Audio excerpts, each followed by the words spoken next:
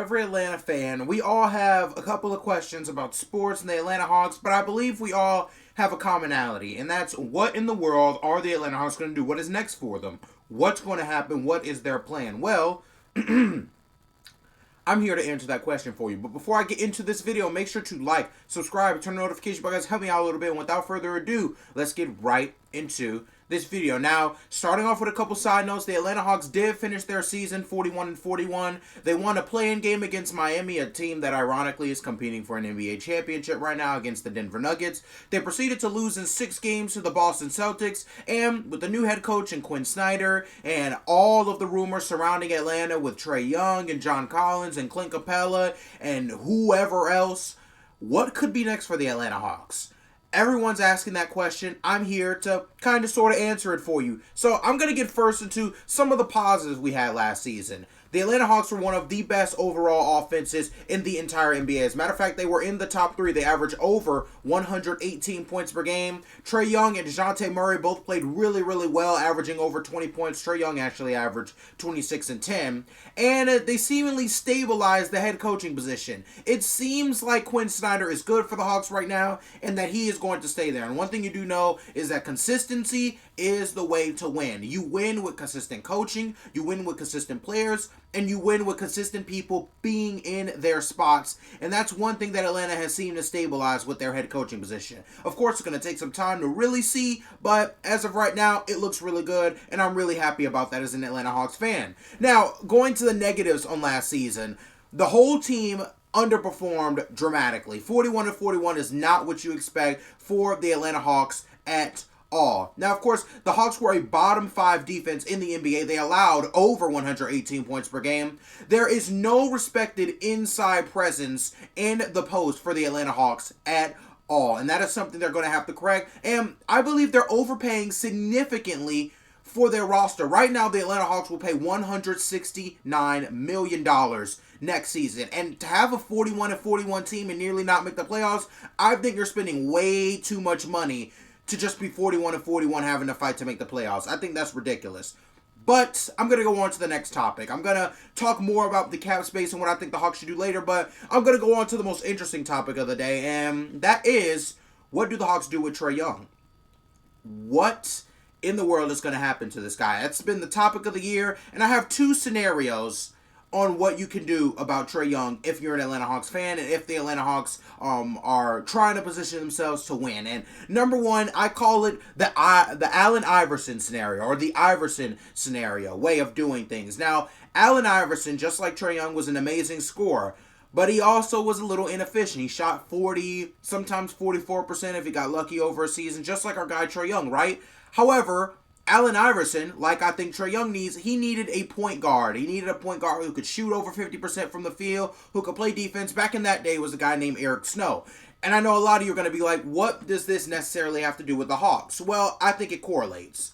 Picture Trae Young as the Allen Iverson of the situation. Move Trae Young to shooting guard. Now the guy can have the ball. He can shoot the ball however much he wants. He can now be inefficient, and it doesn't really pain your team to have the inefficiency at the shooting guard position as much as it does to have the inefficiency at the point guard position. And let DeJounte Murray run the point guard. He's a great defender. He could be one of the top players in the league, and he's even better than Eric Snow was back in that day. Let DeJounte Murray run the offense. He's proven that he could. The guy could easily average 10 assists a game and still give you 20 points on top of that. Now, I do believe with this scenario that Trae Young's scoring is going to go up and his assists are going to go down. And for Murray, it'll be vice versa. His scoring is going to go down, his assists are going to go up. But I think this could help the Hawks overall as a team. Now Trae Young can dribble the ball, he can do whatever he wants. I think that is definitely going to help him. Having that freedom at the shooting guard position, if it doesn't help him, it's at least worth trying for the Hawks. Because point guard just hasn't really worked that well over the years for the Atlanta Hawks. You haven't won a championship yet, so it's obvious that it's time for a change. It's a project, but it might be so crazy that it works.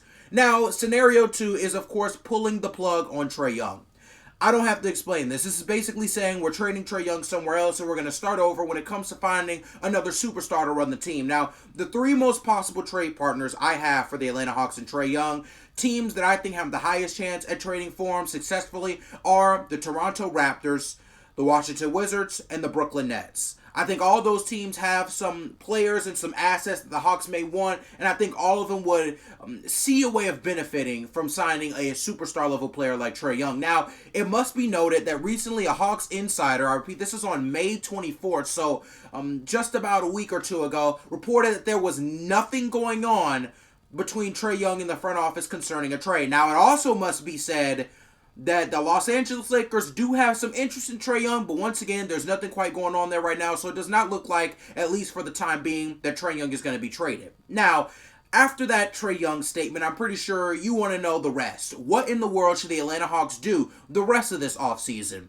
Well, I listed it sort of in steps, and I don't want them to do this in order. It's more of you got to get these things done, right?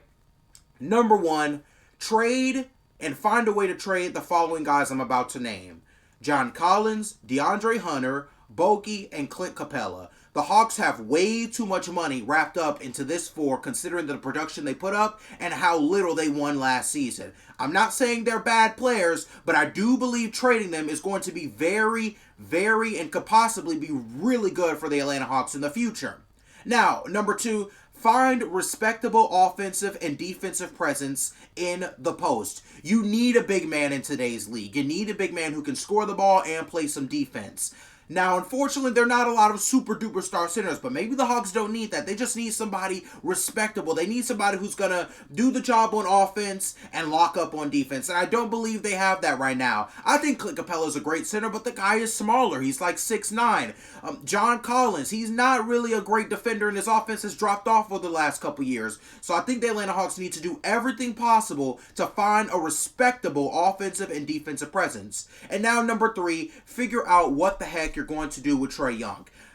Inconsistency kills great basketball teams. You either have to ride with Trae Young or you either have to trade him. But the Atlanta Hawks definitely need to find out what they're going to do with Trae Young and find a way to ride with that decision so we don't have any more confusion. Maybe in the front office, maybe in the locker room. Just no more confusion in general with the Atlanta Hawks. Now, going to overall, what I think the Atlanta Hawks, once again, should get, and by get, I mean get players that can do these things. One, a big man that can score the ball. Two, lengthy rim protectors who are very, very respected on the defensive side. And three, some perimeter defense and a little bit more perimeter shooting off the bench. Those are the three things I think the Atlanta Hawks should ultimately do and should ultimately go get out in free agency or via trade, whatever they want to do. But I do believe they need all of those things.